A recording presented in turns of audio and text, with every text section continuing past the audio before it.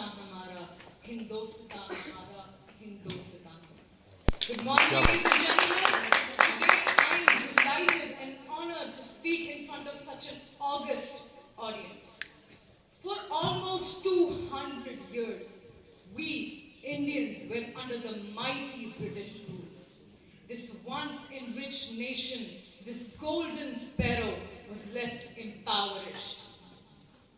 But today, we stand here. Even after 1947, even after independence, so many powers tried to invade us, including China. But we standing here, alive, well, and better, proves our resilience. We have risen from the ashes. Today, ladies and gentlemen, India is on rank 5 when it comes to the biggest economies in the world. Within a decade, India has risen from rank 10 to 5. It is the fastest growing economy in the world, surpassing China. Because in the last 2 years, India has grown its economy from 6.1 compared to China's, which is only 4%.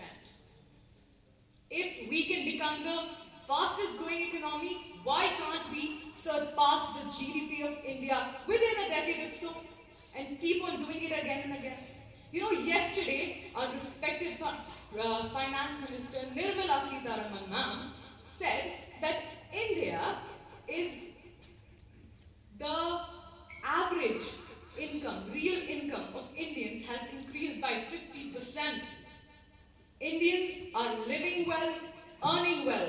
Indian economy is well, and Indians have better expectations for their future. Now, ladies and gentlemen, why don't we come, towards this fact that India has already surpassed China in its population, and fortunately so. Why do I say fortunately? Because human resource, ladies and gentlemen, human resource. Let's look at age demographic, or let's compare the two age demographics of the two countries, shall we? Number one, because of the birth policies of China, China's elderly population is around 14%, which does not contribute anything to the working sector, working class of China. In India, it's a mere 6%. We have a younger population, more robust population, and a growing consumer base. Now, Apple is shifting its global manufacturing units, 18% of them towards India, right? Because India, we inculcate into the youth the zest of invention, innovation, creativity, so that our population of 1.4 billion is not a liability, but an asset, everybody. Now, ladies and gentlemen, it is already established that India has the highest population in this world, right? But let's now come to the second point, that is that India is also number one in one more thing. It is the largest democracy in the world. And China is a democratic dictatorship. One party rule, CCP rule. Remember when I said that India has become a phoenix? We have risen from our ashes? Well, phoenix, as a mythological creature, has one more, attribute. It heals from its tears. During the COVID pandemic, we were struggling. Our people were dying. But we saved our own citizens, including the citizens of those 101 countries that we supplied our vaccines to. So today, I tell you that the progress of India is a melody that blends tradition and growth. And what it does is it shows to the world that progress and surpassing the other nation is not a race, but a harmonious rise, everybody. Thank you so much. Ladies and gentlemen, am I audible? Ladies and gentlemen, it's an honor, absolute honor, to come on the dais and speak on the motion, can India surpass China? Before jumping and addressing the elephant in the house, in the room, let's adjust the projector in the room. Tomorrow when the students will be sitting in this hall, attending a class, maybe some sort of a seminar, of China is 99%. And in India, 77. And out of that 77%, more than 60% is contributed by Kerala, Lakshadweep, and Mizoram, respectively at 93%, 91%, and 91%. Indeed, we have left behind China in the premise of population. But ladies and gentlemen, let's not forget, when the proposition is talking about the population in the field of demographic diversity, in the field of profits from demographics, it's the quality that matters, not the quantity. 65 million people in India live in slums. We're talking about China, right? Take it from the person who is from the Valley of Saints, wherein we're always under threat, either from this side or from that side. We have seen how people or how armies of the other nation infiltrate our home.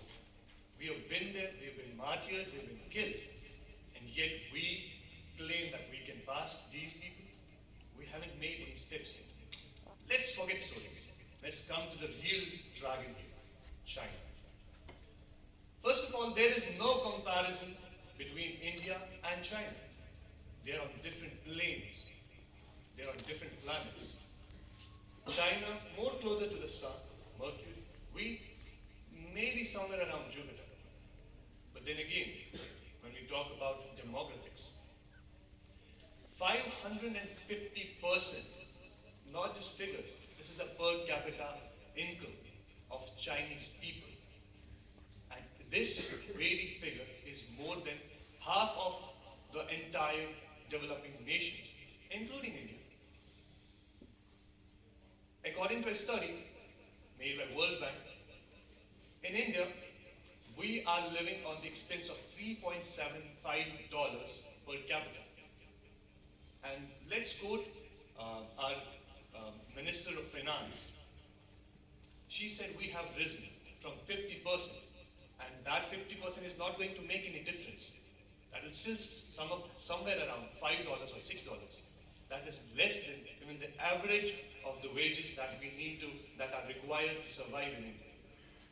Everybody came here talking about how India is going to surpass China. These are mere dreams, but nobody is going to take any actions against them. We talked about how multinational corporations or companies are going to come here, open up their factories, open up their companies in the country of saints. But in this very country, what we have done is we have been killing our own. There is no place for Indians to survive in India. How are you going to establish factories here? We just surpassed China. In the end, ladies and gentlemen, let me tell you one more thing. We might not be able to surpass China within 15 years, within 30 years, within 40 years. But listen to me very carefully, very carefully. We might be able to do so. Maybe within 2 years as well, but at the cost of our own people. We can massacre our own people, build factories, gain economy for nobody. But in the end of the day, we are Indians. And we are proud of that fact that nothing is impossible.